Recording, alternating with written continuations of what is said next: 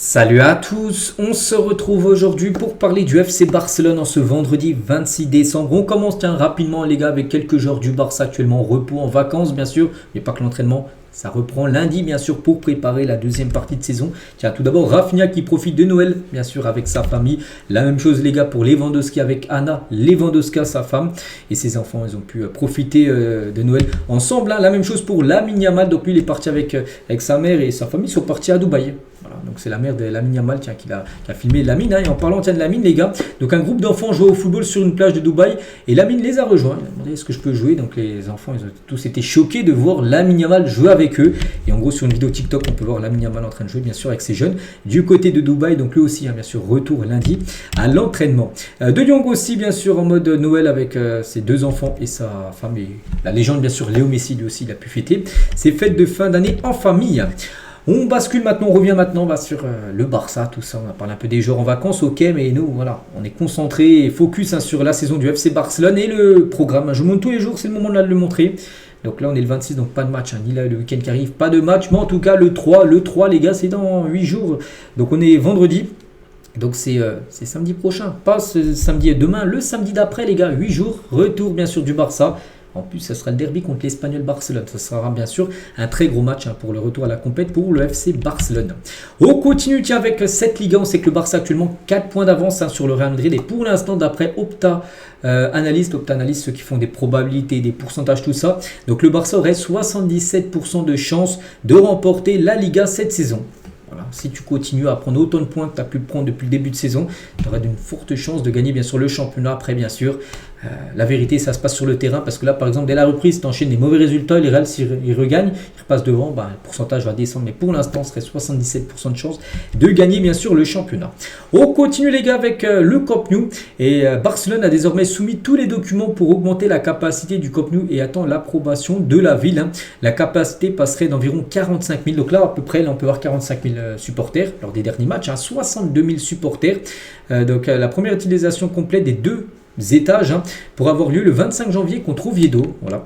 Donc en gros la tribune, vous avez vu derrière les buts, donc il y en a une qui est ouverte, mais l'autre en face elle n'est pas ouverte. Donc en gros peut-être le 25 janvier contre Oviedo, le Barça pourrait recevoir l'autorisation d'ouvrir une nouvelle tribune. Donc on passerait du coup de 45 000 à 62 000 supporters avec la tribune là derrière les buts ouverts. Donc ça ferait le premier et le deuxième niveau qui serait ouvert à 100%. Il manquerait bien sûr le troisième niveau qui serait ouvert plus tard parce que actuellement toujours en travaux, il faut mettre bien sûr un toit, donc ça prend du temps. Mais voilà, bientôt 62 000 supporters pourront débarquer du côté du Camp Nou, et tant mieux.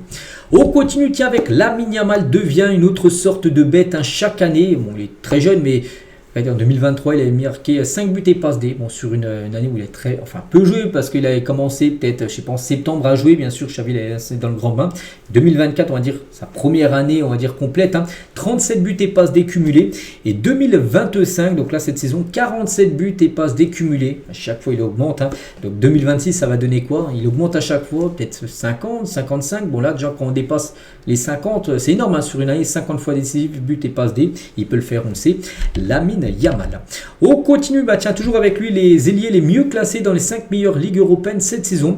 Voilà, d'après WhoScored, donc WhoScored en gros c'est une application. Une application à chaque fin de match, une note, tiens lui il a été bon donc tu lui mets 8, l'autre il a été nul, tu lui mets 2. Bon bref, Lamine Yamal c'est celui qui a obtenu les meilleures notes en gros depuis le début de saison. Une moyenne de 8,34 voilà, pour Lamine Yamal. Donc il fait mieux qu'Olysée, Luis Diaz, Greenwood ou même Rafinha. Rafinha aussi une belle note pour le joueur du FC Barcelone. Des nouvelles aussi de Fermin Lopez. Tiens, si on fait le point, c'est sur Fermin sur cette année 2025, pas mal. Donc 47 matchs disputés, donc 14 buts et 12 passes D pour Fermin Lopez sur cette année. Pas mal pour un joueur qui continue à grappiller bien sûr du temps de jeu. Mais pas que l'été dernier, on parlait beaucoup de ce joueur par rapport à un départ peut-être à Chelsea. On se souvient à un moment, on pensait vraiment qu'il allait partir à Chelsea. Bon bref, il est bien resté au Barça et tant mieux. Bon, en tout cas, il a fait une belle année. Donc après, il peut faire encore mieux. Après, voilà, c'est un milieu de terrain, milieu offensif. Mais on sait que c'est un joueur, oui. Donc là, il était 26 fois décisif, but et passes décumulées. C'est un joueur, les gars, qui peut encore, j'en suis sûr, plus marquer, plus faire de passes D. Voilà, parce que c'est un joueur très intelligent, bien sûr, dans le jeu. Des nouvelles, de Marcus Rashford.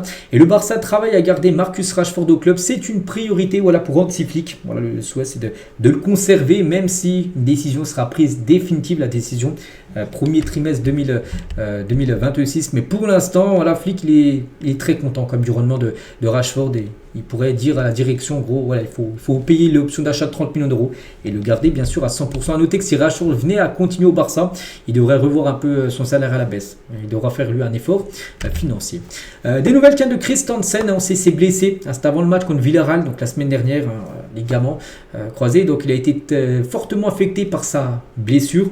Donc Juan Laporta souhaite faire un geste, les gars, en renouvelant son contrat pour une saison supplémentaire avec une réduction de salaire. Parce que voilà, le joueur, on ne sait pas s'il rejouera au Barça. Il est en fin de contrat en fin de saison, donc on se dit il va partir.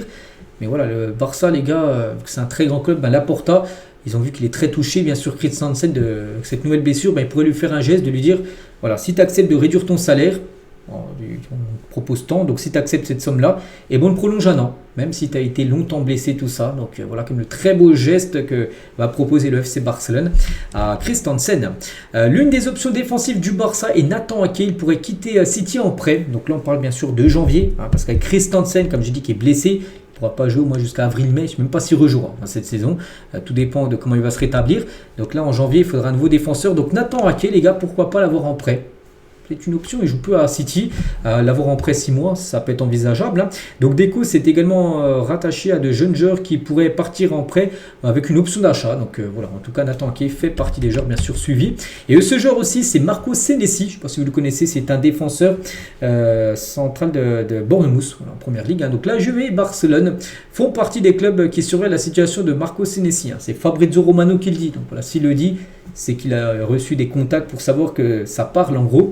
Et, donc il sera terminé en juin 2026 et pourrait quitter Bournemouth cette année. Donc en gros son contrat se termine en fin de saison. Donc c'est pour ça qu'il y a des chances qu'il parte peut-être même dès janvier. On continue, on va parler cette fois-ci du futur maillot, enfin pas domicile ni extérieur ni troisième maillot, ça doit être un maillot rétro. Un maillot normalement qui ne sera pas porté par les joueurs, mais un maillot qui pourrait être sorti en collection, on va dire, que les fans pourraient s'offrir. Le Barça sortira un maillot rétro avec des reflets roses et des reflets turquoise la saison prochaine. Un maillot comme ça, collector, pourrait sortir au cours de la saison pro. On continue, on va parler du journal Sport. Il parle de Eta Eyong qui joue actuellement la Coupe d'Afrique des Nations avec le Cameroun. Donc l'attaquant de Levante, très suivi par de nombreux clubs, dont le Barça.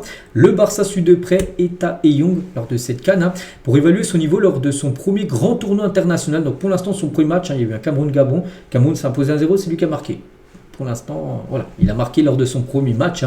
Donc il est considéré comme une option relativement peu coûteuse pour renforcer l'attaque du Barça et un miseur complet sur un joueur en pleine ascension dont la valeur pourrait augmenter considérablement, surtout qu'il joue à Levante. On ne pense pas qu'il restera à Levante. En plus, Levante, je crois qu'il doit être dans les dernières places. C'est même pas sûr qu'ils arrivent à se maintenir en Liga. Donc lui, les gars, il a le potentiel pour aller dans peut-être une top équipe. Et le Barça suivrait énormément ce joueur. Pourquoi pas l'acheter? Tu le prêtes à un autre club, tu peux le prêter un an pour qu'il puisse avoir du temps de jeu, tu le prêtes et tu le conserves tout simplement et tu essaies de le faire jouer en rotation avec un autre attaquant pour la saison prochaine. Mais voilà, c'est un joueur que le Barça suit énormément et le Barça suit ses performances lors de cette Coupe d'Afrique des Nations. On continue avec Etana Bonmati, donc la joueuse, la meilleure joueuse du monde, les 3 derniers ballons d'or, elle les a remportés. Donc n'oublie pas, elle s'est blessée, je crois, elle s'est fait les ligaments croisés. Elle dit, c'est la première blessure grave de ma carrière. J'en ai déjà eu des petits, mais ça fait partie du sport. Bien sûr, elle a déjà eu des petites blessures qui l'ont peut-être fait louper 1 ou 2 matchs. Voilà. Mais là, c'est ligaments croisés. Donc là, c'est une blessure. Ça va prendre de nombreux mois, bien sûr.